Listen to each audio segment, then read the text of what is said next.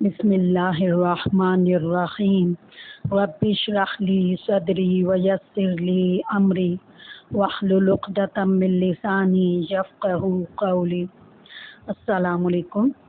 آج ہم سبق نمبر 3 پڑھیں گے اور سبق نمبر 3 کا عنوان ہے حرکات۔ تو چلیے حسب معمول سبق کی ابتدا میں جو چند نکات بیان کیے جاتے ہیں پہلے انہیں پڑھتے اور سمجھتے ہیں، پھر اس کے بعد سبق کی مشق کریں گے۔ تو چلیے شروع کرتے ہیں۔ حرکت کی جمع حرکات ہے۔ زبر، زیر اور پیش کو حرکات کہتے ہیں۔ زبر اور پیش حرف کے اوپر جبکہ زیر حرف کے نیچے ہوتا ہے۔ جس حرف پر کوئی حرکت ہو اسے متحرک کہا جاتا ہے۔ زبر منہ اور آواز کو کھول کر، زیر آواز کو نیچے گرا کر اور پیش ہونٹوں کو گول کر کے ادا کریں۔ اس کی وضاحت انشاءاللہ سبق کی مشق کے دوران مزید ہو جائے گی۔ اگلا نقطہ ہے حرکات کو بغیر کھینچے، بغیر جھٹکا دیے معروف پڑھیں۔ الف پر کوئی حرکت یا جزم آ جائے تو اسے حمزہ پڑھیں۔ حمزہ زبر آ، حمزہ زیر ای، حمزہ زیر او۔ اچھا، حمزہ کے اور الف کے حوالے سے ایک نقطہ یہاں بیان کرنا ضروری سمجھتے ہیں۔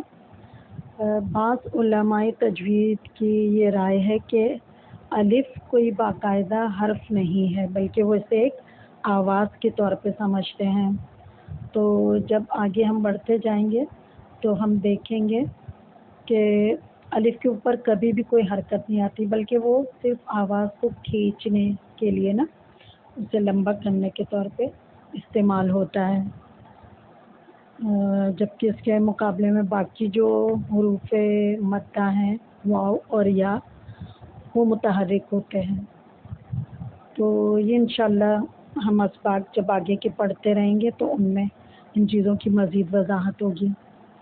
تو آگے بڑھتے ہیں۔ را کے بارے میں ہے اگلا نقطہ۔ را پر زبر یا پیش ہو تو را کو پر اور را کے نیچے زیر ہو تو را کو باریک پڑھیں۔ یہ بھی سبق کی مشق شروع کرنے سے پہلے ایک نقطہ جو پہلے بیان کیا جا چکا ہے اسے ایک بار اور توجہ سے سمجھتے ہیں کہ کسی بھی حرکت کو ہمیں ایک حد سے زیادہ کھینچنا نہیں ہے اور نہ ہی اس پہ جھٹکا دینا ہے۔ جیسے حمزہ پہ زبر ہے تو ہمیں اسے بہت کھینچ کے نہیں پڑھنا، ایسے نہیں پڑھنا ہے، ٹھیک ہے، بہت نہیں کھینچنا ہے، ایک مخصوص حد تک کھینچنا ہے، وہ ہم مشق کے دوران سمجھیں گے۔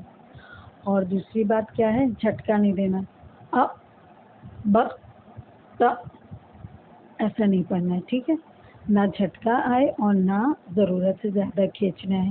اگر ہم نے ضرورت سے زیادہ کھینچ دیا تو اس میں الف کی آواز پیدا ہو جائے گی، ٹھیک ہے، یا زیر کو اگر ہم نے زیادہ کھینچ دیا تو وہ یا کی آواز پیدا ہو جائے گی۔ ہمیں بو تو نہیں پڑھنا ہے، ٹھیک ہے۔ چلیں مشق شروع کرتے ہیں۔ حمزہ زبر آ، حمزہ زیر ای، حمزہ پیش او، آ ای او۔ با زبر با، با زیر بی، با پیش بو، ب بی بو۔ تا زبر تا، تا زیر تی، تا پیش تو، ت تی تو۔ سا زبر سا، سا زیر سی، سا پیش تو، س سی سو۔ جیم زبر جا، جیم زیر جی، جیم پیش جو، ج جی جو۔ خا زبر خا، خا زیر خی، خا پیش خو، خا خی خو۔ خا زبر خا، خا زیر خی، خا پیش خو، خا خی خو۔ دال زبر دا، دال زیر دی، دال پیش دو، د دی دو۔ زال زبر ز، زال زیر زی، زال پیش زو، ز زی زو۔ را زبر را، را زیر ری، را پیش رو، را ری رو. زا زبر زا، زا زیر زی، زا پیش زو، زا زی زو. سین زبر سا، سین زیر سی، سین پیش سو، سا سی سو. شین زبر شا، شین زیر شی، شین پیش شو، شا شی شو. صاد زبر سو، صاد زیر سی، صاد پیش سو، سو سی سو. داد زبر دو، داد زیر تی، داد پیش دو، دو دی دو. تو زبر تو، تو زیر تی، تو پیش تو، تو تی تو. ظا زبر ظا، ظا زیر زی، ظا پیش زو، ظا زی زو. عین زبر آ، عین زیر ای، عین پیش او، آ ای او. غین زبر غا، غین زیر غی، غین پیش غو، غا غی غو. فا زبر فا، فا زیر فی، فا پیش فو، فا فی فو. قاف زبر قا، قاف زیر قی، قاف پیش قو، قا قی قو. کاف زبر کا، کاف زیر کی، کاف پیش کو، کا کی کو. لام زبر لا، لام زیر لی، لام پیش لو، لا لی لو. میم زبر ما، میم زیر می، میم پیش مو، ما می مو. نون زبر نا، نون زیر نی، نون پیش نو، نا نی نو. واو زبر وا، واو زیر وی، واو پیش وو، وا وی وو. ہا زبر ہا، ہا زیر ہی، ہا پیش ہو، ہا ہی ہو.